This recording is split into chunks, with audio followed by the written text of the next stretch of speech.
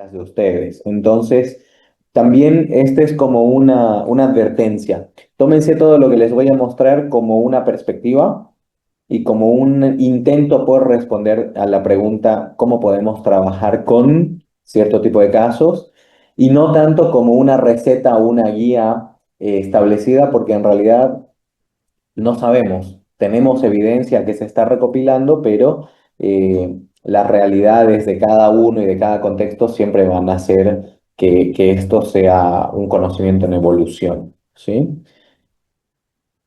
Vamos a ver fundamentos y conductismo. Especialmente cuando hablamos de conductismo radical, porque sucede muy seguido que la gente escucha la palabra radical y se asusta, ¿no? Empieza a pensar en autos quemados, grafitis en la calle y gente siendo extremadamente cerrada. Y el conductismo radical tiene que ver con otro tipo de radicalismo, si quieren verlo así. Vamos a hablar específicamente del análisis funcional de la conducta, que estoy seguro que lo han visto y lo han escuchado en otras ponencias también. Necesitamos conceptualizar específicamente refuerzo desde una perspectiva funcional, porque ahí es donde va a estar la diferencia para la psicoterapia analítica funcional. La persona que comprende y maneja el concepto del reforzador o el refuerzo tiene la mitad de la batalla ganada, ¿sí? Sobre todo cuando salimos de la receta tradicional y empezamos a entrar en el criterio de lo que es refuerzo desde una perspectiva funcional. Hablaremos de las conductas clínicamente relevantes, que son las CCRs, eh, y nos vamos a imbuir o nos vamos a sumergir en un ejercicio dirigido por lo menos a las primeras tres: buscar conductas clínicas relevantes, evocar conductas clínicamente relevantes, reforzar la CCR2, que ya vamos a ver cuál es la diferencia entre CCR1, CCR2, CCR3, observar qué es lo que se está reforzando y qué efecto tiene esto en el otro, y finalmente ofrecer interpretaciones sobre las variables que afectan a la conducta, ¿sí? Al finalizar tendremos una serie de preguntas, pero si quieren pueden irlas anotando, ya sea mandándolas en el chat o en algún papelito a mano para discutirlas más adelante. Empecemos con este señor, que muchos de nosotros habremos estudiado inicialmente en historia de la psicología y después en alguna que otra materia profundizando en la licenciatura, ¿sí? Obviamente, como estamos hablando de conductismo radical, estamos hablando de Skinner, ¿sí? Y el enfoque del conductismo radical nos va a hacer recuerdo que la conducta es lo que se estudia de parte de la psicología. Y por lo tanto, no es ni la conciencia ni el contenido, sino la conducta. Y acá obviamente hay un choque muy fuerte, porque el enfoque que ha ganado mayor fuerza durante el siglo XX es el enfoque cognitivo, el que nos habla de los procesos mentales, la atención, la percepción, la memoria, y de cómo hemos ido desarrollando estos errores en el pensamiento. De hecho, cuando hablamos de terapia cognitivo-conductual, muchas veces partimos más de la base cognitiva de Aaron Beck para identificar sesgos cognitivos, falacias, para acercarnos más a una perspectiva objetiva de la interpretación de la realidad y cosas por el estilo. Sin embargo, Skinner nos va a decir absolutamente todas estas cosas son conductas. Pensar, sentir, imaginar también se pueden analizar desde una perspectiva conductual, y en español tenemos la gran ventaja de poder identificarlas por esto que dice acá. ¿Dónde está mi puntero? Esto que dice acá: ar, ir y er, los famosos infinitivos para nuestras profes de lenguaje o literatura en el colegio. Como estos son verbos, pensar, sentir, imaginar, entonces quiere decir que los estamos haciendo en algún momento. Y como los estamos haciendo, entonces son conductas para el conductismo radical, ¿sí? Por lo tanto, estas conductas requieren una explicación que puede darse en términos de estímulo-respuesta, ¿sí? exactamente igual que cómo funcionaría una conducta pública. Entonces, Skinner va a hacer la diferencia entre conductas públicas y privadas, más que entre pensamientos y conductas, o emociones y conductas. Nos va a decir todas esas cosas también son conductas y se mantienen por el refuerzo de estas conductas.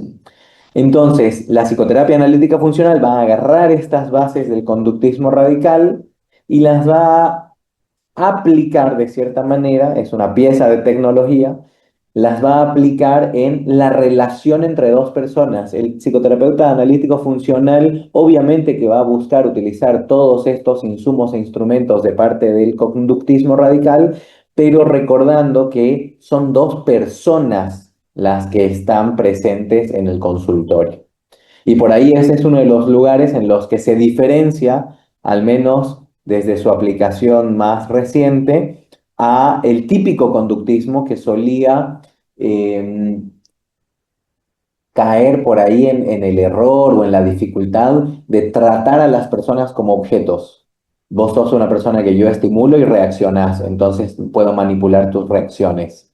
Esa perspectiva medio fría, dura, rígida del conductismo es la que no le gusta al analítico funcional y que más bien entiende que su propia vivencia y su propia presencia dentro del consultorio es también un estímulo y podemos jugar con nosotros mismos y con la propia relación terapéutica para desarrollar algún tipo de cambio.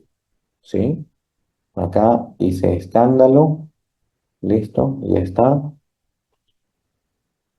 Ok, buenísimo.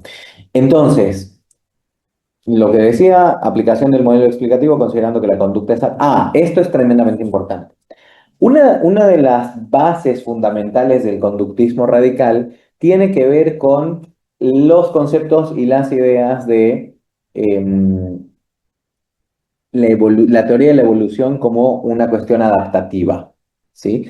Darwin nunca de los nunca dijo que sobrevive el más fuerte. Ese es un error en la traducción y en la reproducción de los textos.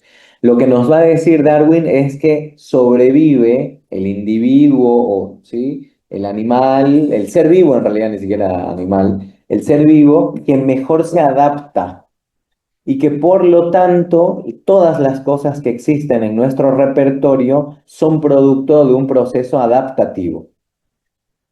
Las circunstancias y las consecuencias que suceden van a estar asociadas con la aparición, en este caso también de la conducta, ¿sí? Obviamente, entonces, lo que tenemos que hacer es cambiar la pregunta. Justo hoy daba clases de historia de la psicología y estábamos revisando algunas cuestiones de psicoanálisis y uno de los chicos notaba y me dice, Nico, se pregunta mucho el porqué de las cosas, ¿no? ¿De dónde viene? Y ahí está por ahí la diferencia entre el conductismo y el psicoanálisis, en este caso, que cambia la pregunta. No nos va a importar tanto de dónde viene, sino hacia dónde va. ¿Para qué estoy sintiendo lo que estoy sintiendo? ¿Para qué estoy pensando lo que estoy pensando? ¿Para qué estoy haciendo lo que estoy haciendo? No porque no sé si en Perú pasa o en el resto de Latinoamérica, a veces en Bolivia cuando nos preguntan ¿para qué? Pareciera que nos están diciendo para nada. Y entonces, ¿para qué estás estudiando 5 años? Tiene esta carga, ¿no? De no estudies. Pero en realidad eso depende de la respuesta. Cuando nosotros nos preguntamos ¿para qué estamos estudiando 5 años? Si tenemos una respuesta reforzadora, vamos a seguir estudiando durante los 5 años, o 7, o 10, o lo que toque. Lo siguiente importante va a ser la operacionalización. ¿Por qué? Porque todas estas cuestiones, las circunstancias o antecedentes, estímulos, como quieran llamarlo, la conducta y las consecuencias necesitan ser observables. Estamos al tanto de que estamos trabajando con conducta en la medida en la que podamos registrarla. Y alguien me dice, pero Nico, ¿cómo hacemos para registrar el pensamiento de una persona? Lo que pasa es que esa persona puede observar sus pensamientos y puede registrarlos. Puede anotar qué es lo que estaba pensando, qué es lo que estaba sintiendo, con qué intensidad, si es agradable o desagradable, y por lo tanto es pasible de observación, ¿sí? En todo caso, lo que necesitamos hacer es aterrizarlos de la manera más operacionalizada posible, quiere decir más clara, con un indicador más específico y que además me permita ponerme de acuerdo en qué es lo que estamos observando. Patrones de conducta tiene que ver con las combinaciones de antecedentes y consecuencias que se presentan de manera sistemática en distintos momentos. Y esto va a ser importante porque cuando nosotros analicemos la conducta de las personas, donde los pacientes o consultantes que llegan, no podemos ceñirnos o limitarnos a un solo entorno. Vengo a terapia, me voy a inventar un ejemplo, vengo a terapia porque le grité a mi madre y mi madre me mandó al terapeuta. Y entonces yo empiezo a hacer un análisis funcional de la conducta, intentando identificar en qué circunstancias normalmente grita, si es que le trae las mismas consecuencias. Fíjense, normalmente, o sea, de manera sistemática, si esto se repite, es la primera vez, es la segunda, es la décima. Y de repente, si empiezo a detectar, no es frecuente que esta persona grite. Solamente le gritó a su madre, no al resto de las personas. Esta es la única vez que gritó, entonces no tenemos un patrón de conducta, solo tenemos una conducta. Y por lo tanto, quizás no hay un cambio tan extraordinario que generar, sino más bien necesitamos identificar cómo hacer para que esa conducta en su momento no se repita de nuevo, si es que trajo consecuencias negativas. Normalmente gritarle a la madre trae consecuencias negativas, ya sea emocionales o chanclazos del entorno, ¿no es verdad? No sé si eso sucede. Pero quizás no, quizás era necesario y completamente funcional que en ese momento esa persona eleve la voz, aunque sea a mamá. Entonces, acá no es una cuestión de aprenderse la receta, estas conductas son las que hay que cambiar, sino más bien de entender qué función cumple la conducta y en base a eso, si se establecen patrones de conducta, entonces buscar el cambio. La pregunta clave, para recapitular ahí, es el para qué de las cosas. Al principio suena muy bonito, cuando lo llevamos a la práctica, puede no ser tanto. ¿Para qué te enojas? ¿Estás discutiendo con tu novia? Sí. ¿Para qué te enojas? Otra vez volvemos caemos, ¿no? En el automatismo, ¿verdad? No debería enojarme. No, no te estoy diciendo que no. Te estoy preguntando para qué. Si consiguieras algo enojándote, ¿qué estás consiguiendo? Nada, porque el que se enoja pierde, dice el dicho. Ah, pero por algo te enojaste. En algún momento, en algún momento pasado, ¿sí? Cuando te enojaste conseguiste algo y por lo tanto se refuerza tu conducta y por lo tanto ahora te volvés a enojar.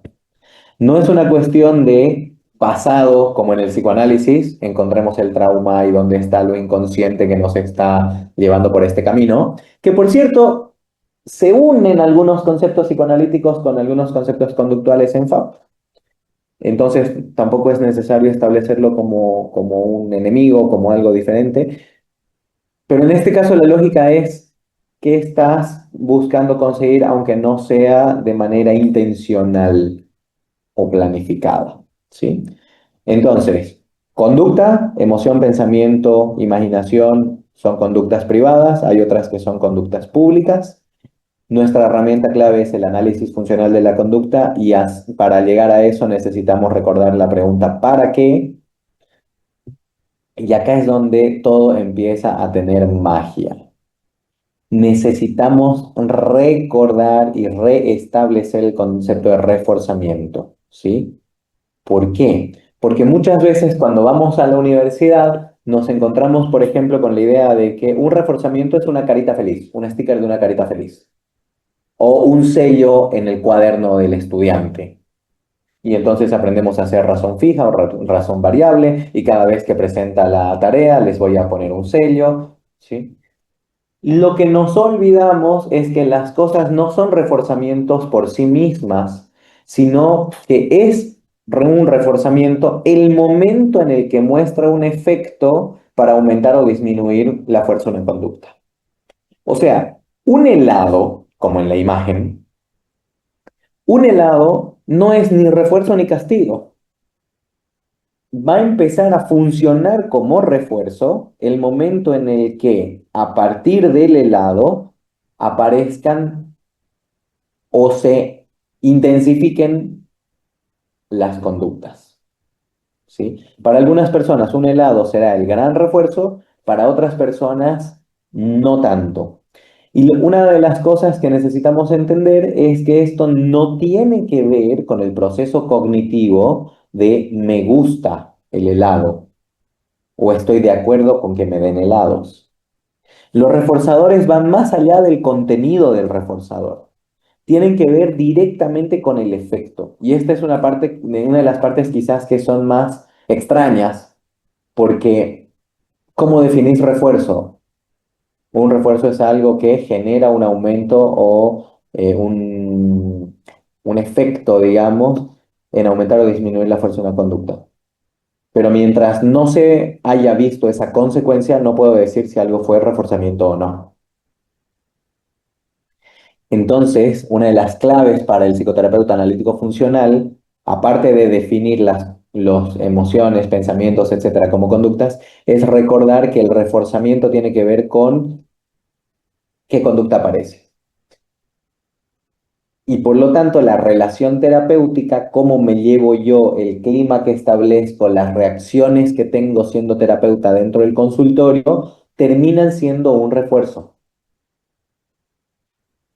¿sí? No solamente son un estímulo, yo provoco cosas, también son contingencias de la conducta de los pacientes o de los consultantes. Si yo cada vez que recibo un consultante le digo, buen día Juan, pasa. Buen día, Juan, pasa. Buen día, Juan, pasa. No solamente estoy estimulando a que pase, también estoy reforzando a que pase. Entonces, la próxima vez que lo vea, aunque no le diga buen día, Juan, pasa, voy a hacer esto y probablemente Juan va a pasar. Y se va a tomar eso como el inicio de que el terapeuta reconozca que sus propias conductas son reforzantes. Es clave porque entonces empezamos a tomar conciencia de nuestra herramienta más poderosa, que somos nosotros mismos. Lo que nosotros hacemos dentro del consultorio va a ir influyendo y estableciendo cambios o no en en el patrón de conducta del consultante. Como les decía, Kohlenberg y Mavisay en los 80 se sientan y dicen muy frío el conductismo para hacer terapia y muy cognitiva la terapia cognitivo-conductual. Entonces, ¿qué tal si nos enfocamos en cómo nos llevamos nosotros con el consultante y a partir de un análisis de la conducta establecemos eso para el cambio? ¿Sí? La clave de esto es este cuadrito que tienen acá. La terapia analítica funcional va a ser útil para casos en los que las conductas problema aparecen dentro de la sesión. ¿Por qué? Porque si hay cambios en la conducta dentro de la sesión, entonces se pueden generalizar esos cambios en la conducta fuera de la sesión. ¿Mm? Entonces, a ver, ayúdenme, vamos a ver. Ustedes van a votar por sí o por no. Los que digan que sí, levantan la mano en el Zoom. ¿Qué dicen ustedes? El paciente está relatando cómo su pareja de 10 años acaba de dejarlo. En lugar de mostrar tristeza o enojo, dice con un tono de voz monótono y clínico. Bueno, estadísticamente el 50% de los matrimonios fracasan. Era predecible dadas nuestras incompatibilidades de la teoría del apego. Si el terapeuta le pregunta cómo se siente en ese momento, el consultante responde hablando de teorías psicológicas en lugar de de conectar con su emoción. ¿Qué dicen? ¿Será que se puede aplicar psicoterapia analítica funcional tomando en cuenta lo que acabamos de revisar? A ver, levanten la mano los que dicen que sí. En este caso, en el gris, se puede. Bueno, en realidad les pido que levanten la mano, pero no sé si lo tienen habilitado para pedir la palabra. Me imagino que no, quizás no. En todo caso, anoten ustedes. Yo creo que sí, yo creo que no. ¿Sí? Vamos a ir por el segundo. El terapeuta llega 5 minutos tarde a la sesión por un imprevisto y se disculpa. El paciente que sufre de abusos laborales por no saber poner límites responde apresuradamente. No, por favor, no te disculpes, fue culpa mía por llegar tan temprano. Yo sé que estás muy ocupado y yo no soy tan importante en realidad, no pasa nada, tranquilo. Minimizando sus propias necesidades por completo. ¿Sí? ¿Qué dicen? ¿Por sí o por no? ¿Será que acá funciona la psicoterapia analítica funcional? Puede ser que sí, quizás. Tercer caso, la paciente que tiene un historial de relaciones codependientes relata una decisión menor que tomó la semana. Por ejemplo, cambiar de marca de café. Se detiene y le pregunta al terapeuta con angustia visible. ¿Hice bien? Dime que no te parece una estupidez. Necesito saber que estás de acuerdo conmigo. Y si tú crees que estuvo mal, no hay problema. Voy y lo devuelvo y traigo el otro café. ¿Será que acá podría funcionar psicoterapia analítica funcional? Esa es una de las preguntas más importantes. Tercera, a ver, ¿dónde ponemos esto? Ahora sí. Ahora sí. Digo, cuarta, el paciente reacciona a una leve confrontación del terapeuta. Por ejemplo, noto que no hiciste la tarea esta semana, con un estallido desproporcionado. El paciente rompe a llorar incontrolablemente y se levanta del sillón y grita, lo sabía, tú también me odias. Nadie me soporta, eres igual que todos los demás, voy a dejar la terapia ahora mismo. Y pasa de un estado de idealización, entre comillas, hacia el terapeuta a un rechazo total en segundos.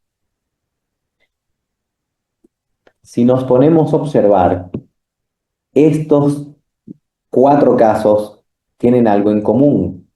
Y lo que tienen en común es que están caracterizados porque los consultantes muestran la conducta dentro de la sesión terapéutica. Acá no tiene nada que ver con el estilo de personalidad, con el diagnóstico, con sacar el DSM, que obviamente es importante y necesitamos tenerlo con mucha claridad y manejarlo para tener criterios adecuados. Pero la clave de esto es, ¿hay conductas observables? Sí. ¿Suceden dentro del consultorio? Sí. Algunas de esas tienen que ver con la relación con el terapeuta, sí. Otras no tienen que ver con la relación con el terapeuta. A veces tiene que ver con otras relaciones. Pero ¿qué sucede? Como la conducta aparece dentro del ambiente del consultorio, entonces nosotros como terapeutas tenemos la capacidad y la posibilidad de reforzar ciertas reacciones. Y por lo tanto, los conceptos de psicoterapia analítica funcional van a funcionar o van a ser útiles, adecuados para esto, porque nos permite utilizar nuestra propia conducta terapéutica como un refuerzo para ciertas conductas del consultante. Estoy diciendo conductas muchas veces. Si se chipan, o sea, si se confunden, me avisan. ¿Está? Hasta ahora vamos por buen camino.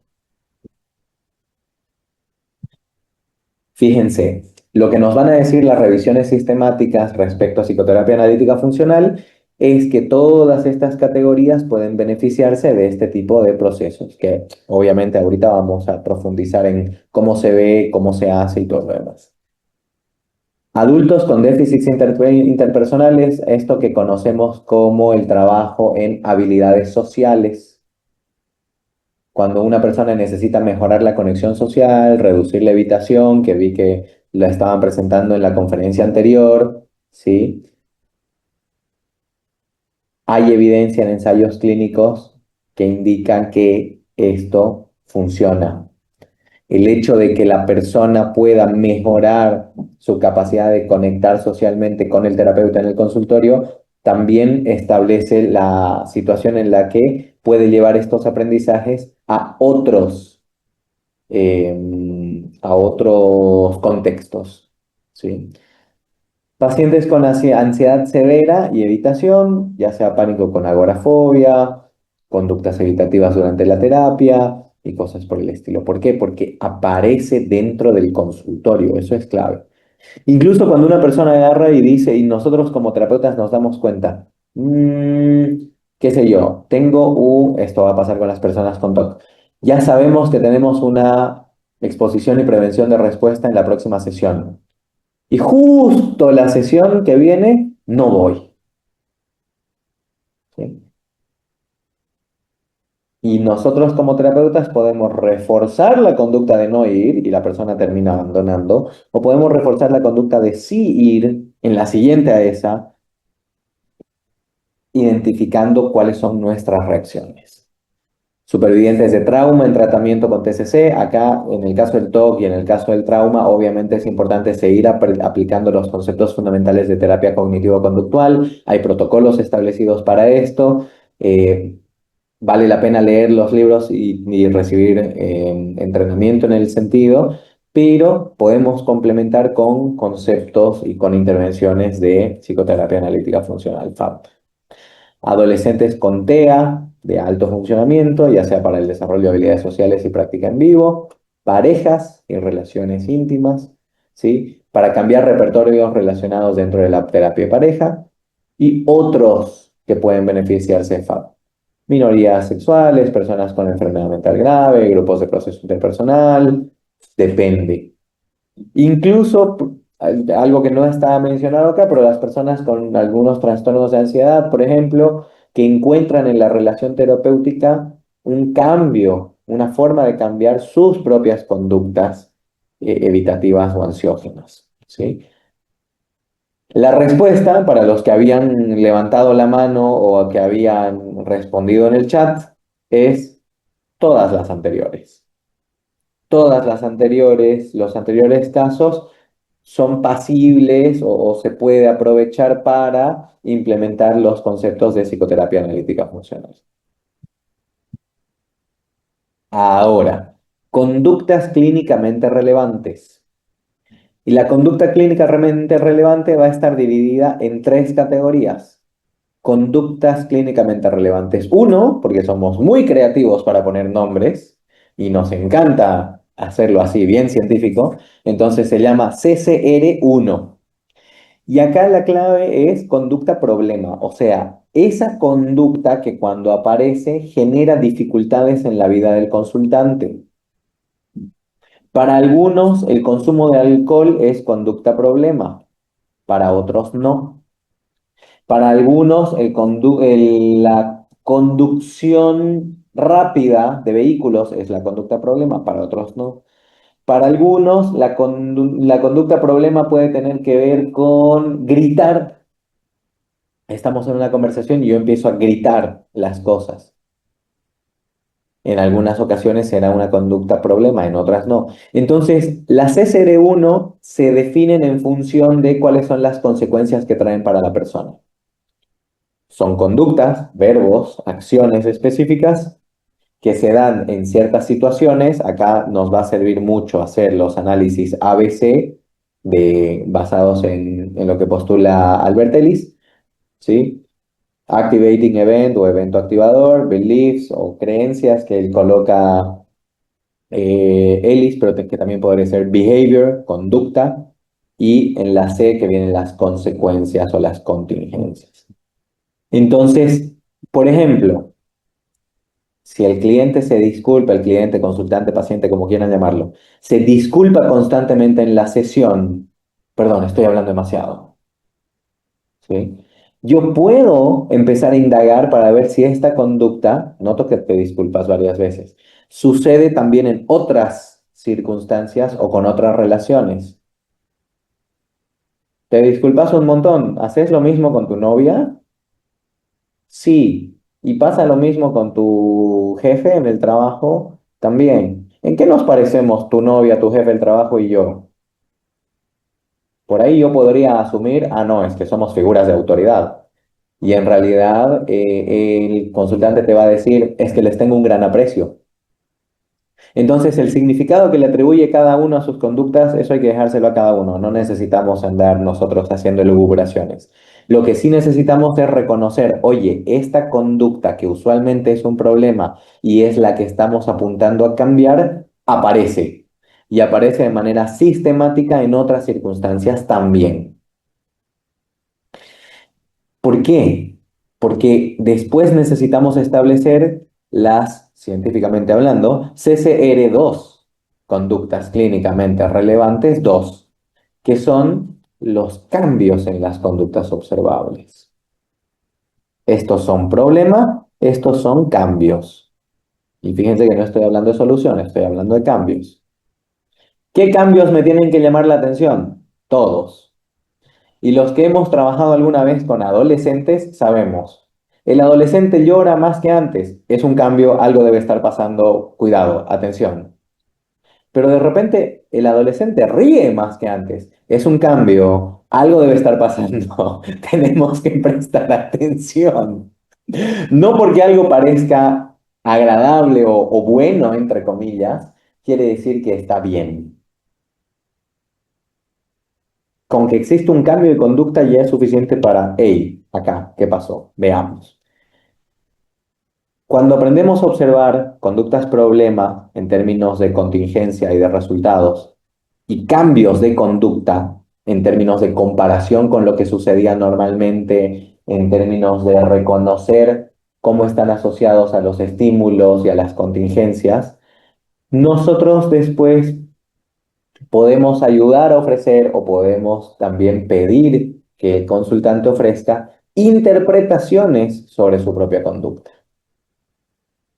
Entonces, así como nosotros como terapeutas vamos identificando CCR1, CCR2, CCR3, conductas problema, cambios de conducta, interpretaciones, la idea es que el propio consultante vaya aprendiendo a observar sus propias conductas problema, a identificarlas, a reconocer cuándo está haciendo un cambio de conducta y a ofrecer una interpretación sobre su conducta.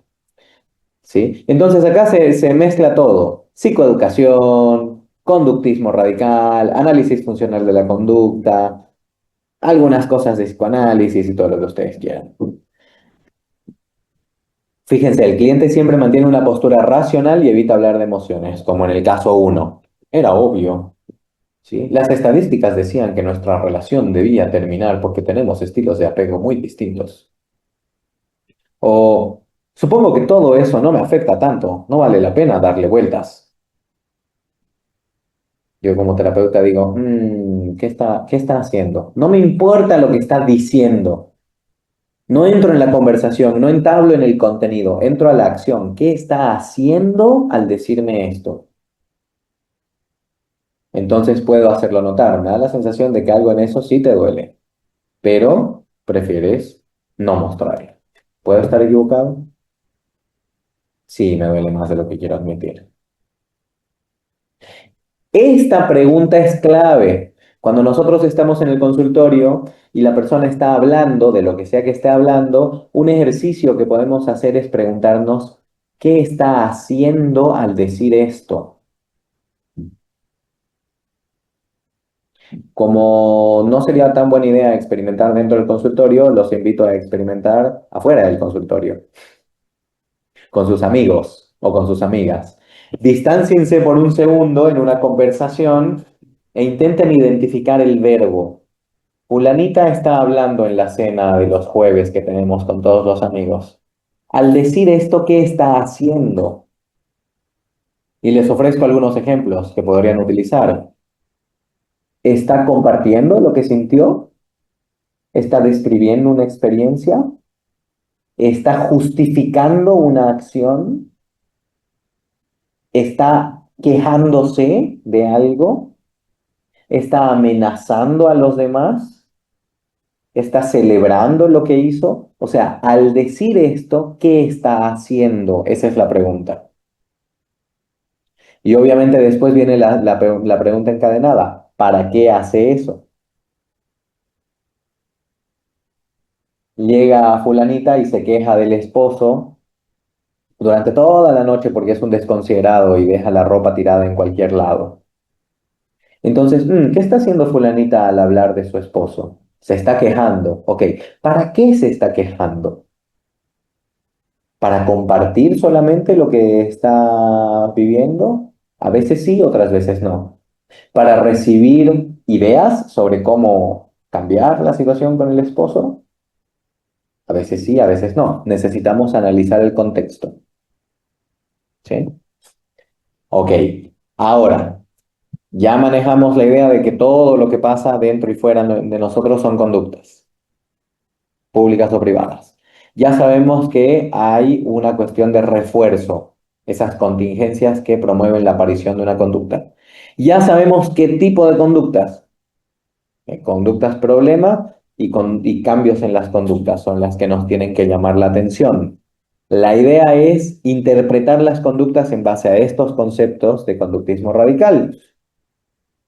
Entonces, lo que hacen los autores de FAB es decir, hay 5 reglas de oro para cualquier terapeuta analítico funcional que podrían guiar la práctica psicoterapéutica.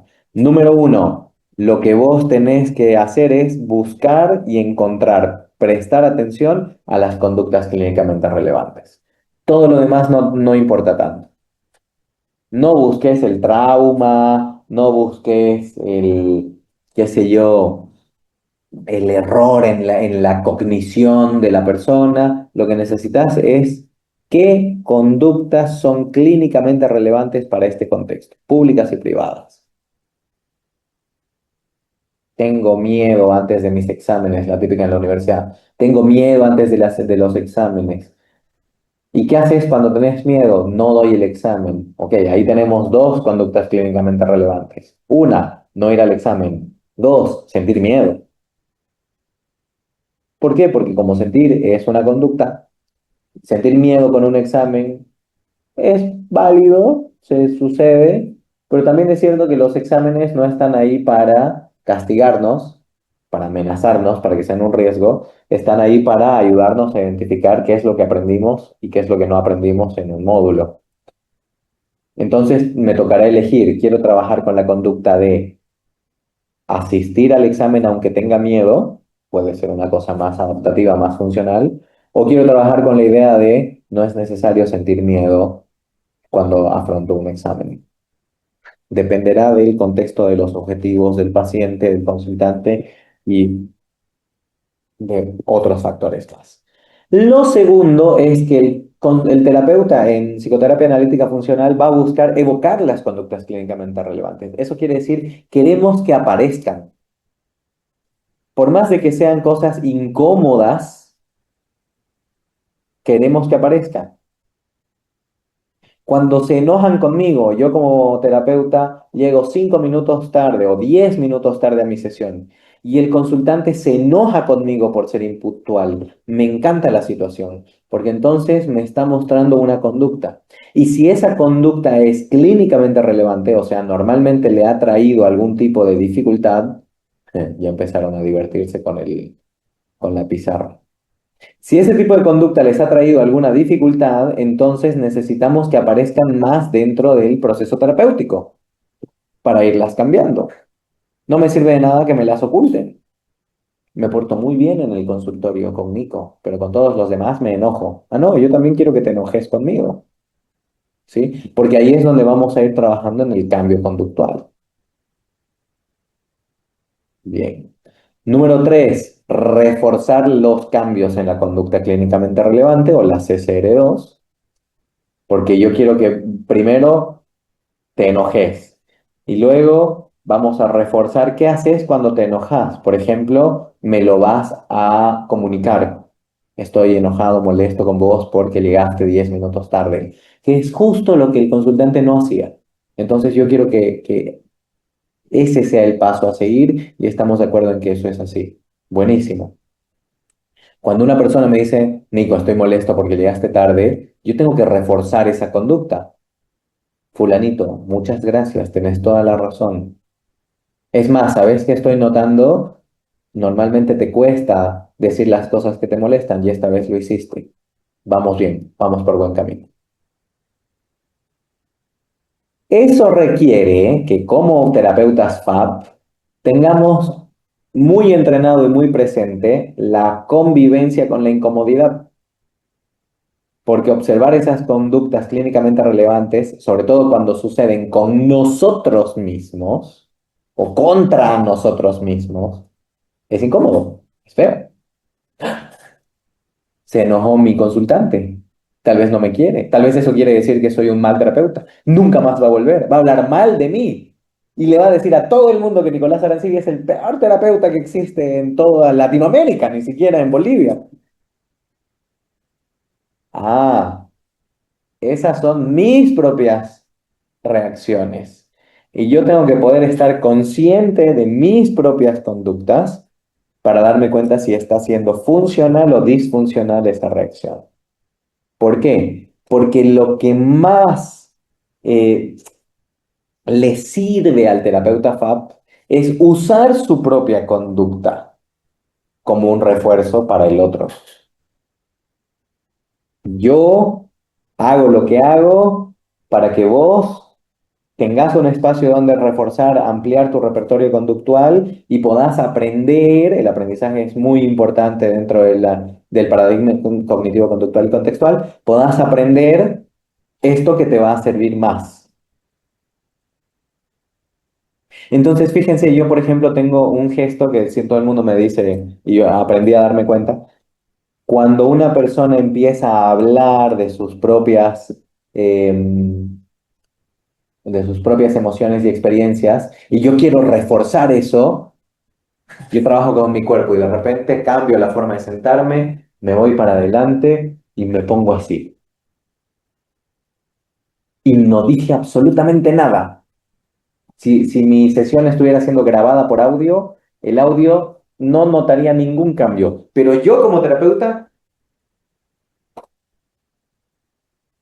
¿y qué pasa? Que la persona asume, me está prestando atención. Eso que dije es importante. Ahora sí me está escuchando. Y entonces, ¿qué va a hacer? Va a empezar a hablar más. Y justo lo que yo quería era que hable más, porque esa es la conducta clínicamente relevante para esta persona que nunca habla. Entonces, cada vez que empieza a hablar y contarme sus cosas, ¡pam! Y cada vez que vuelve a hablar de los demás y quejarse de los demás y no de lo que él está viviendo, ah, sí, mira, wow, qué interesante. ¿Y cómo era eso que me decías de lo que estabas sintiendo? Tan, tan, tan, tan.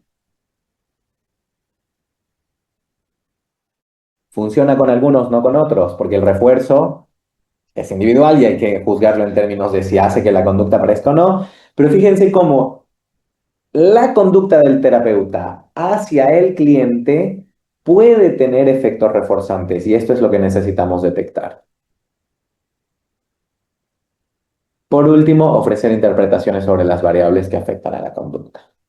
¿Te diste cuenta que cada vez, como podría ser algo como fulanito, sí, ¿te acordás que era lo que estábamos trabajando? Sí, estábamos trabajando en que yo pueda contar mis cosas.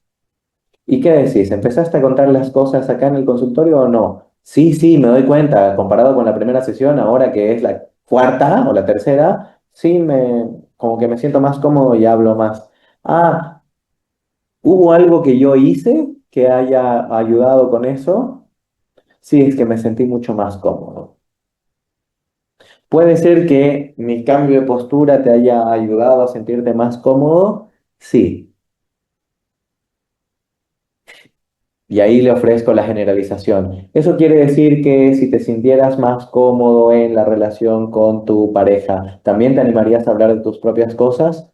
Sí, la verdad que sí.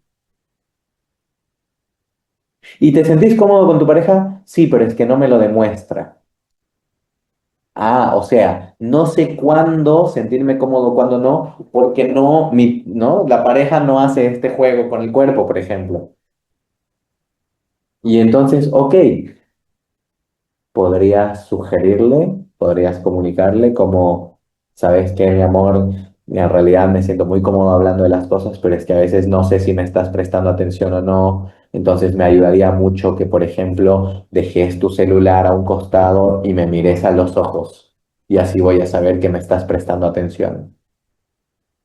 Ah, sí, claro, podría decir eso. Pum, listo. El tipo empieza a hablar de sus cosas personales. ¿Se dan cuenta? Identificarse CR1, evocarlas dentro del consultorio, porque si no, no puedo trabajar con eso. Reforzar los cambios que son importantes, que nos interesan.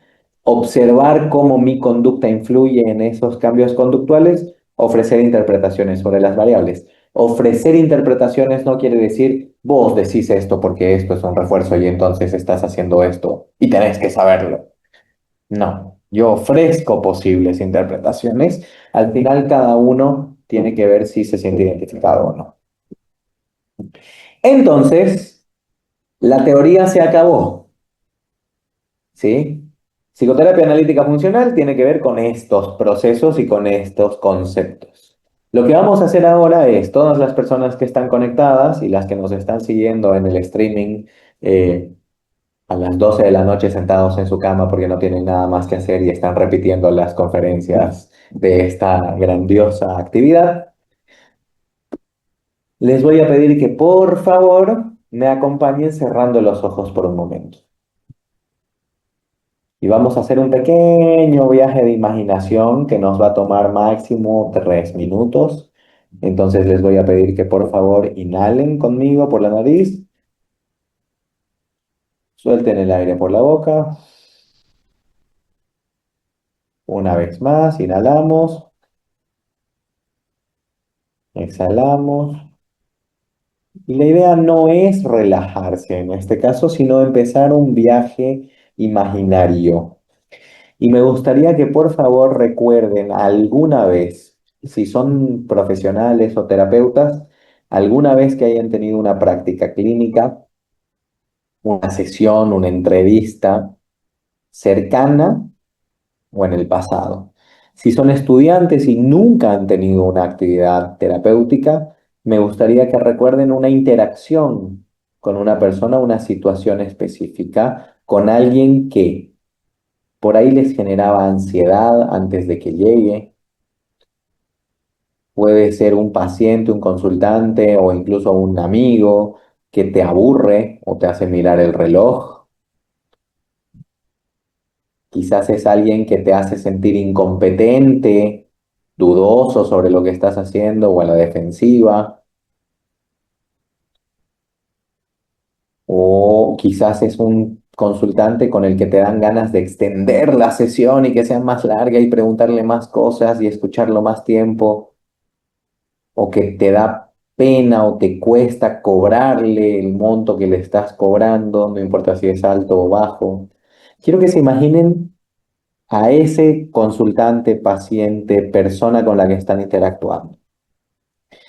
Mantengan el rostro de esta persona en la mente y recuerden la última vez que sintieron esa incomodidad. ¿Cómo se sentía el cuerpo? ¿Qué tipo de reacciones notaban en ustedes? Me gustaría que identifiquen si eran cómodas o incómodas. Y cuando estaban sintiendo esta incomodidad o esta tensión en esa sesión o en esa interacción, quiero que recuerden qué fue lo que hicieron puntualmente en términos conductuales, qué acciones tomaron en esa situación. Y es posible que puedan categorizarlas en dos formas. Puede ser conductas de evitación o distanciamiento. Dejo de preguntar, dejo de estar interesado, ya quiero que la sesión se acabe. O pueden ser conductas de sobreinvolucramiento, de exceso en la interacción. Intento darle consejos o soluciones. Intento rescatar al paciente de su tristeza. Hablo de mí mismo como si fuera un amigo más que un consultante. ¿Sí?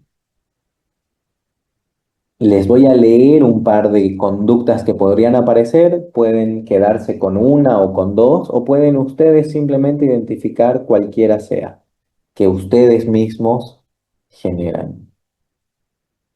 Puede ser que me refugio en la teoría y de repente me la paso psicoeducando todo el tiempo. Puede ser que cuando el paciente muestra algo que realmente me incomoda, yo cambio de tema rápidamente. Si es que llora o habla de algo que es muy duro para mí como terapeuta. Puede ser que no le diga lo que estoy pensando o lo que estoy observando por miedo a que se enoje. Quizás me pongo simplemente en piloto automático y estoy esperando ya que que se acabe. No quiero saber más de esta sesión. ¿Sí? O por el contrario, hablo demasiado. No le pongo límites, dejo que me escriba en cualquier momento por WhatsApp o por la aplicación de mensajería que a ustedes les guste. Le permito que no venga a la sesión, que me cancele a último momento, que cambie la hora y no le digo nada. Intento caerle bien y estoy buscando todo el tiempo. ¿Cómo te sentiste? ¿Te sentiste cómodo? ¿Te sirvió lo que hicimos? Quiero que identifiquen sus conductas y vamos a hacer lo siguiente. Vamos a respirar profundamente nuevamente, inhalando por la nariz y botando por la boca. Unas 2 o 3 veces y cuando ustedes se sientan listos van a abrir los ojos y van a anotar en esta situación con este consultante, usualmente cuando yo me siento incómodo o tenso o estancado, hago esto y lo escriben. Vamos, 2, 3. Y les voy a dar un par de minutos.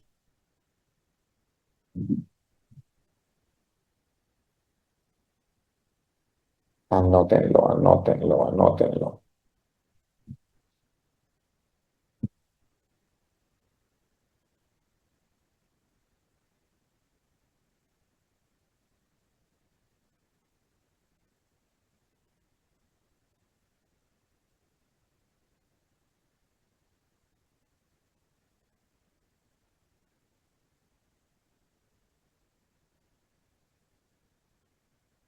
Bien. Y entonces, si ustedes están en casa y están viendo la sesión grabada, pausan y se toman el tiempo que quieran. Si ustedes están en casa y están en la sesión en vivo, le sacan una foto a las diapositivas y después amplían el tiempo si es que lo necesitan, ¿sí?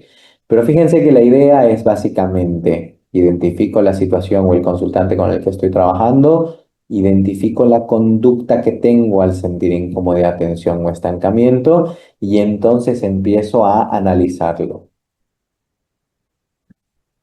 ¿Qué hace exactamente el paciente que dispara mi propia conducta? Por ejemplo, el paciente se puso a llorar y yo empecé a justificar por qué estoy haciendo lo que estoy haciendo. Ah, mira, el llanto del paciente es el que me incomoda. O el paciente empieza a cuestionar si la terapia sirve o no, y de repente me enojo y le digo, bueno, pues si no querés venir acá, andate. Ah, mira, el paciente, ¿no? La duda sobre la terapia dispara mi enojo. O sea, necesito identificar cuál fue el antecedente de esta conducta que identificaron. Número 2, ¿qué hicieron ustedes físicamente o verbalmente? Número 3, ¿qué alivio inmediato o qué consecuencia inmediata obtuve al hacer esto? Y nos vamos a dar un tiempito para que lo anoten nuevamente. Ya identificaron quién, ya identificaron qué hacen ustedes, pero ahora estamos viendo qué pasó antes, qué hice y qué pasó después.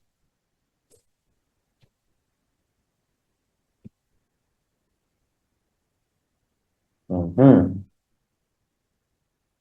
Este Nico es medio loco. Hablamos de psicoterapia y termina haciendo un ejercicio para psicoterapeutas. No les dice cómo van a tratar a los demás, termina tratándolos a ustedes. Ahora que hicimos el análisis funcional y estoy seguro que acá van a aparecer preguntas que vamos a responder en la ronda de preguntas. Yo conmigo mismo como terapeuta diseño mi propia CCR2. La próxima vez que me pase ese antecedente, que mi consultante se ponga a llorar, por ejemplo, y siente el impulso de decirle, no, pero todo está bien, tranquilo, no pasa nada. ¿Cuál sería una respuesta valiente, vulnerable, terapéutica, que pueda ser realmente útil? Quizás la conducta que yo necesito como terapeuta es simplemente acompañar con el silencio. Quizás es permitirle llorar un rato. Quizás tiene que ver con validarle la emoción. Realmente te duele, ¿verdad? Puedo notar que ese llanto es muy duro, es muy amargo para vos. Escribe, ¿qué podrías decir textualmente? En lugar de lo que decíamos hace ratito, en lugar de eh, buscar que no llore, voy a tomar una respiración y le diré al paciente, puedo notar que esto te está afectando, por ejemplo. ¿Sí? O, y acá hay una cosa que se mezcla, no se mezcla, se parece mucho a DBT y a ACT. Puedo utilizar mis propios sentimientos o mis propias reacciones como terapeuta para que el otro vea lo que está generando en mí. Porque le estoy enseñando o estamos aprendiendo juntos a construir una interacción. Cuando me dices que la terapia no avanza, siento un poco de frustración porque me importas mucho y quiero ayudarte. Yo como terapeuta puedo utilizar mis propias experiencias con un fin terapéutico. Acá está la clave. No es contarle mi vida por contarle, porque la idea no es que seamos amigos. La idea es, si esto cumple un objetivo terapéutico, entonces puedo usarlo como recurso.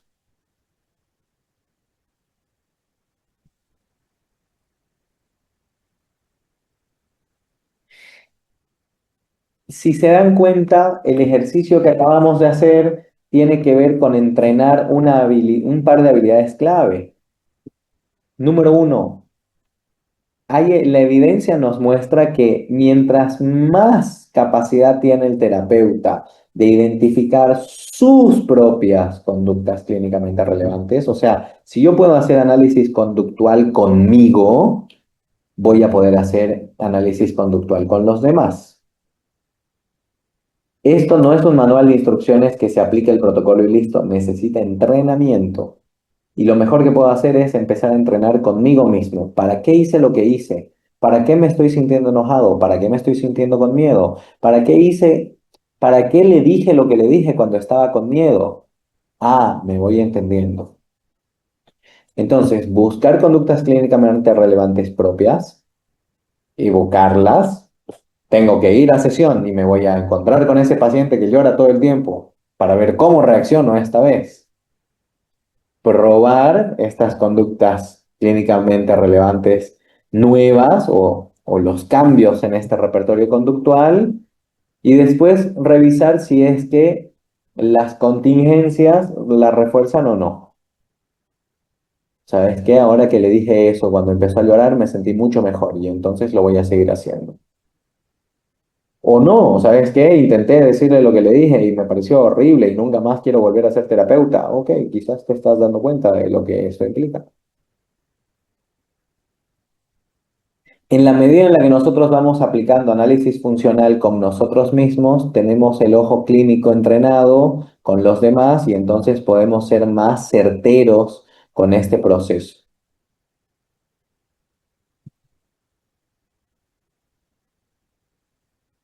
Les dejo el acceso a mis redes sociales con Instagram, porque soy millennial y ni modo.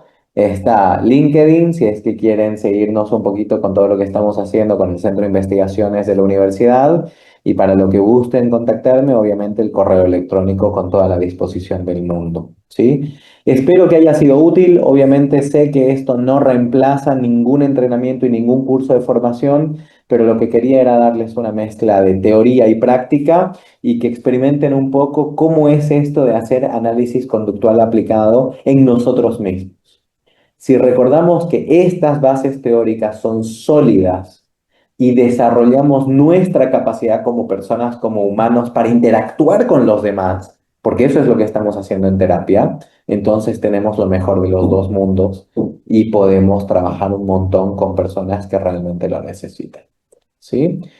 No reemplaza un montón de abordajes y de enfoques diseñados específicamente para las cosas para las que fueron diseñadas, pero la idea es que nos amplíe el repertorio de herramientas y las de ustedes. Entonces, también este es como una advertencia. Tómense todo lo que les voy a mostrar como una perspectiva y como un intento por responder a la pregunta cómo podemos trabajar con cierto tipo de casos y no tanto como una receta o una guía establecida, porque en realidad no sabemos. Tenemos evidencia que se está recopilando, pero las realidades de cada uno y de cada contexto siempre van a hacer que esto sea un conocimiento en evolución, ¿sí? Vamos a ver fundamentos y conductismo. Especialmente cuando hablamos de conductismo radical, porque sucede muy seguido que la gente escucha la palabra radical y se asusta, ¿no? Empieza a pensar en autos quemados, grafitis en la calle y gente siendo extremadamente cerrada. Y el conductismo radical tiene que ver con otro tipo de radicalismo, si quieren verlo así. Vamos a hablar específicamente del análisis funcional de la conducta, que estoy seguro que lo han visto y lo han escuchado en otras ponencias también. Necesitamos conceptualizar específicamente refuerzo desde una perspectiva funcional, porque ahí es donde va a estar la diferencia para la psicoterapia analítica funcional. La persona que comprende y maneja el concepto del reforzador o el refuerzo tiene la mitad de la batalla ganada, ¿sí? Sobre todo cuando salimos de la receta tradicional y empezamos a entrar en el criterio de lo que es refuerzo desde una perspectiva funcional. Hablaremos de las conductas clínicamente relevantes, que son las CCRs, eh, y nos vamos a imbuir o nos vamos a sumergir en un ejercicio dirigido por lo menos a las primeras tres: buscar conductas clínicas relevantes, evocar conductas clínicamente relevantes, reforzar la CCR2, que ya vamos a ver cuál es la diferencia entre CCR1, CCR2, CCR3, observar qué es lo que se está reforzando y qué efecto tiene esto en el otro, y finalmente ofrecer interpretaciones sobre las variables que afectan a la conducta, ¿sí? Al finalizar tendremos una serie de preguntas, pero si quieren pueden irlas anotando, ya sea mandándolas en el chat o en algún papelito a mano para discutirlas más adelante. Empecemos con este señor, que muchos de nosotros habremos estudiado inicialmente en historia de la psicología y después en alguna que otra materia profundizando en la licenciatura, ¿sí? Obviamente, vamos, como estamos hablando de conductismo radical, estamos hablando de Skinner, ¿sí? Y el enfoque del conductismo radical nos va a hacer recuerdo que la conducta es lo que se estudia de parte de la psicología. Y por lo tanto, no es ni la conciencia ni el contenido, sino la conducta. Y acá obviamente hay un choque muy fuerte, porque el enfoque que ha ganado mayor fuerza durante el siglo XX es el enfoque cognitivo, el que nos habla de los procesos mentales, la atención, la percepción, la memoria y de cómo hemos ido desarrollando estos errores en el pensamiento. De hecho, cuando hablamos de terapia cognitivo-conductual, muchas veces partimos más de la base cognitiva de Aaron Beck para identificar sesgos cognitivos, falacias, para acercarnos más a una perspectiva objetiva de la interpretación de la realidad y cosas por el estilo. Sin embargo, Skinner nos va a decir absolutamente todas estas cosas son conductas. pensar, sentir, imaginar, también se pueden analizar desde una perspectiva conductual y en español tenemos la gran ventaja de poder identificarlas por esto que dice acá. ¿Dónde está mi puntero? Esto que dice acá. Ar, ir y los famosos infinitivos para nuestras profes de lenguaje o literatura en el colegio. Como estos son verbos, pensar, sentir, imaginar, entonces quiere decir que los estamos haciendo en algún momento. Y como los estamos haciendo, entonces son conductas para el conductismo radical, ¿sí? Por lo tanto, estas conductas requieren una explicación que puede darse en términos de estímulo-respuesta, ¿sí? Exactamente igual que cómo funcionaría una conducta pública. Entonces, Skinner va a hacer la diferencia entre conductas públicas y privadas, más que entre pensamientos y conductas o emociones y conductas, nos va a decir todas esas cosas también son conductas y se mantienen por el refuerzo de estas conductas. Entonces, la psicoterapia analítica funcional va a agarrar estas bases del conductismo radical y las va a aplicar de cierta manera, es una pieza de tecnología, las va a aplicar en la relación entre dos personas. El psicoterapeuta analítico funcional obviamente que va a buscar utilizar todos estos insumos e instrumentos de parte del conductismo radical, pero recordando que son dos personas las que están presentes en el consultorio. Y por ahí ese es uno de los lugares en los que se diferencia, al menos desde su aplicación más reciente, a el típico conductismo que solía eh, caer por ahí en el error o en la dificultad de tratar a las personas como objetos. Vos sos una persona que yo estimulo y reaccionás, entonces puedo manipular tus reacciones. Esa perspectiva medio fría, dura, rígida del conductismo es la que no le gusta al analítico funcional y que más bien entiende que su propia vivencia y su propia presencia dentro del consultorio es también un estímulo y podemos jugar con nosotros mismos y con la propia relación terapéutica para desarrollar algún tipo de cambio. ¿Sí? Acá hice escándalo. Listo, ya está. Ok, buenísimo. Entonces, lo que decía, aplicación del modelo explicativo considerando que la conducta es... esto es tremendamente importante. Una de las bases fundamentales del conductismo radical tiene que ver con los conceptos y las ideas de la teoría de la evolución como una cuestión adaptativa, ¿sí? Darwin nunca de los nunca dijo que sobrevive el más fuerte. Ese es un error en la traducción y en la reproducción de los textos. Lo que nos va a decir Darwin es que sobrevive el individuo, o, ¿sí? El animal, el ser vivo en realidad, ni siquiera animal, el ser vivo que mejor se adapta y que por lo tanto todas las cosas que existen en nuestro repertorio son producto de un proceso adaptativo. Las circunstancias y las consecuencias que suceden van a estar asociadas con la aparición, en este caso también de la conducta, ¿sí? Obviamente, entonces, lo que tenemos que hacer es cambiar la pregunta. Justo hoy daba clases de historia de la psicología y estábamos revisando algunas cuestiones de psicoanálisis y uno de los chicos notaba y me dice, Nico, se pregunta mucho el porqué de las cosas, ¿no? ¿De dónde viene? Y ahí está por ahí la diferencia entre el conductismo y el psicoanálisis, en este caso, que cambia la pregunta. No nos va a importar tanto de dónde viene, sino hacia dónde va. ¿Para qué estoy sintiendo lo que estoy sintiendo? ¿Para qué estoy pensando lo que estoy pensando? ¿Para qué estoy haciendo lo que estoy haciendo? No porque no sé si en Perú pasa o en el resto de Latinoamérica, a veces en Bolivia cuando nos preguntan ¿para qué? Pareciera que nos están diciendo para nada. Y entonces, ¿para qué estás estudiando 5 años? Tiene esta carga, ¿no? De no estudies. Pero en realidad eso depende de la respuesta. Cuando nosotros nos preguntamos ¿para qué estamos estudiando 5 años? Si tenemos una respuesta reforzadora, vamos a seguir. estudiando durante los 5 años, o 7 o 10 o lo que toquen. Lo siguiente importante va a ser la operacionalización.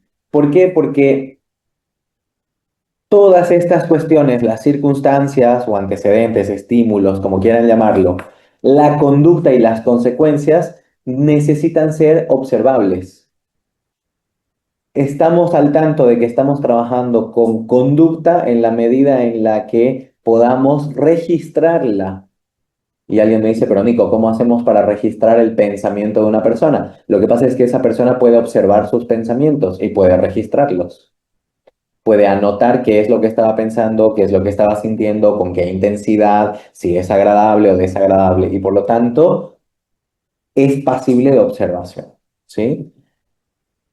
En todo caso, lo que necesitamos hacer es aterrizarlos de la manera más operacionalizada posible, quiere decir más clara, con un indicador más específico y que además me permita ponerme de acuerdo en qué es lo que estamos observando. Patrones de conducta tiene que ver con las combinaciones de antecedentes y consecuencias que se presentan de manera sistemática en distintos momentos. Y esto va a ser importante porque cuando nosotros analicemos la conducta de las personas, donde los pacientes o consultantes que llegan, no podemos ceñirnos o limitarnos a un solo entorno. Bien. Ven, Por acá tengo una pregunta. Me dice, ¿qué errores comunes cometen los terapeutas que están empezando a aplicar esta terapia? buenísimo. El primer error, les voy a hablar más de mi experiencia que de lo que dice la literatura, porque es lo que veo formando gente en pregrado y en posgrado. Y el primer error es subestimarse. A veces el mejor terapeuta no es el que tiene más títulos y el que tiene un doctorado. Obviamente que es tremendamente importante formarse y hacer procesos continuos de formación, pero muchas veces lo que tenemos para ofrecerle al consultante es nuestro tiempo y nuestra atención. Y esto lo vemos en estudios de efectividad de ACT, por ejemplo, en el que los terapeutas novatos, como están tan pendientes de hacerlo bien y de prestarle atención y realmente conectar con el consultante, generan climas terapéuticos extraordinarios, mucho mejores que los de este terapeuta que se piensa a sí mismo como experto y que, sí, sí, sí, lo que vos necesitas es hacer esto, esto, esto, y yo ya te dije lo que tenías que hacer. Vuelve cuando cumplas tus tareas. Mm. ¿Sí? Ese número uno, subestimar lo que tenemos para ofrecer. En gran medida tenemos para ofrecer tiempo, atención, calidez humana, interés genuino, curiosidad y cosas por el estilo. El segundo gran error va de la mano con el primero, que era no formarse. La gente piensa que porque estudió psicología está lista para el mundo y bienvenidos a la realidad no es así. En realidad no sé si algún día vamos a estar completamente preparados. Ser terapeuta implica estar en permanente mejora y en permanente cambio. Eso quiere decir que el momento en el que dejamos de leer, dejamos de formarnos, dejamos de exponernos a las experiencias, el momento en el que pensamos que lo sabemos todo, ese es el momento en el que nos empezamos a estancar y y a alejar de esa nuestra humanidad, ¿sí? Entonces, por un lado, tiene que ver con reconocer mis fortalezas y lo que tengo para ofrecer, cuáles son mis efectos reforzantes. Por otro lado, seguir formándose. Pero por último, chicos y chicas, no importa cuánto lean, no importa cuántos talleres asistan, no importa cuánto interés tengan en ayudar o en trabajar en este tipo de cosas, si no aplican esto en ustedes mismos, si no lo aplicamos en nosotros mismos, en Santa Cruz decimos no hay tu tía. O sea, no hay manera de que funcione, porque yo tengo que poder ser un experto en detectar conductas clínicamente relevantes del otro, pero la otra mitad es detectar conductas clínicamente importantes mías. Si yo no aplico esto en mí, si no reconozco mis propios patrones conductuales, si no logro ofrecer interpretaciones coherentes sobre mi repertorio conductual, en ningún momento voy a poder jugar con estos efectos reforzantes. Cuando yo lo aplico en mí, identifico mis fortalezas. Por ejemplo, yo como terapeuta uso mucho el sentido del humor. A mí me gusta hacer chistes, pero no son los mismos chistes los que haría con mis amigos que los que hago con un consultante. Y no haría el mismo chiste con un consultante en la primera sesión que en la quinta. Y no haría el mismo chiste con un consultante en la primera sesión que en la quinta cuando el consultante viene de tener dificultades para relacionarse con los hombres que cuando viene de tener conductas de agresividad contra las mujeres. No es lo mismo, no es el mismo chiste, no es el mismo momento en el que hago el chiste. ¿Por qué? Porque la conducta mía va a ser reforzante para ciertas cosas, entonces necesito definir la estrategia. Entonces acá la cuestión no es hacer chistes o no hagas chistes, no es hacer la intervención o no, decirle, no decirle, validar, no validar, es ¿para qué? Esa pregunta clave, ¿para qué estás haciendo lo que estás haciendo? Cuando tengas la claridad de la función de tu conducta, estás del otro lado. Para finalizar, tenemos una pregunta más. ¿Cómo se maneja el equilibrio entre la espontaneidad y técnica dentro de la sesión? Es buena, esa es buena, buena, buena, de verdad. Porque uno necesita desarrollar su propio estilo terapéutico, reconocer sus propios límites. Por ejemplo, una de las cosas que yo me choqué al principio era, eh, le digo a mi propio terapeuta en su momento, le digo, vos sabés que estoy frustrado porque no puedo seguir trabajando, me duele la cabeza. Y no tiene sentido, no entiendo por qué. Me dice, Nico, es que estás trabajando con tu cuerpo. Nosotros en terapia ofrecemos en nuestra atención, nuestras emociones, y eso es desgastante. ¿Cómo estás haciendo? Y claro, yo quería atender 8 sesiones al día. La jornada laboral tiene 8 horas, una sesión terapéutica dura 1 hora, la atiendo 8 horas al día. Para un ratito. Necesitas conocerte para saber dónde está tu punto de equilibrio. Yo me di cuenta que, por ejemplo, atendiendo 4 al día estoy súper bien, ya con la quinta me paso de revoluciones. ¿Y qué pasa cuando me paso de revoluciones? Dejo de prestar atención, de tener amabilidad, de usar mi curiosidad, que es una de mis herramientas más potentes, y empiezo a pisar y aterrizar más en la teoría. Ya cuando yo empiezo a ofrecer explicaciones teóricas, me doy cuenta, cuidado, Choco, estás cansado o estás incómodo con la situación. Entonces, conocerse a uno mismo.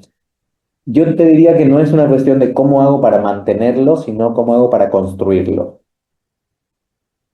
El equilibrio, ¿no? Esta cosa que nos importa, porque ambas cosas son importantes, se construye.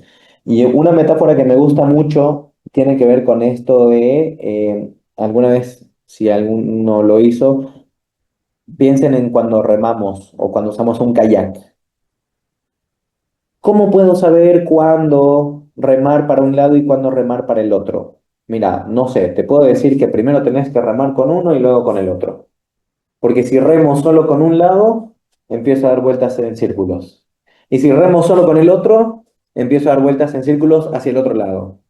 Con esta parte de disposición personal, apertura, flexibilidad y teoría, pasa un poco lo mismo. Fíjate hacia dónde querés ir. ¿Cuál es la dirección que te estás planteando como terapeuta? ¿Cuál es tu estilo terapéutico? ¿Cuáles son tus objetivos con cada consultante? Porque no es tu objetivo como terapeuta, es cuál es el objetivo que le va a hacer bien al consultante. Y en base a eso, fíjate, ¿qué se necesita? Más teoría, práctica, apertura, estructura. Los remos los tenés. Cuando ir remando, tenés que construirlo en base a la situación, el contexto, los objetivos y todo lo demás. Qué grandioso. Muchas gracias, estimado Nicolás Arancibia, por su valiosa ponencia y por compartir todas sus experiencias con nosotros. Asimismo, también agradecemos a todos nuestros asistentes por su participación e interés en este ciclo de conferencias. Y también, estimado Nicolás, le informamos que su certificado de participación será enviado a su correo electrónico al término del ciclo de conferencias. Muchas gracias por su atención a todos. Que tengan una excelente tarde y nuevamente muchas gracias, estimado Nicolás Arancibia. Muchas gracias, Yesenia. Como les decía inicialmente y lo reitero, un saludo grande y un reconocimiento a toda la labor que están haciendo desde el Centro de Asistencia Psicológica Docente. Creo que son un ejemplo para muchos en cuanto a cómo aterrizar esto en poblaciones que realmente lo necesitan. Espero que esto haya sido de utilidad. Yo encantado de poder compartir con el resto del continente y espero que nos veamos muy pronto. Seguramente estaré tomando notas en alguna de las ponencias de cualquiera de ustedes, así que un abrazo grande. Muy amable, muchas gracias.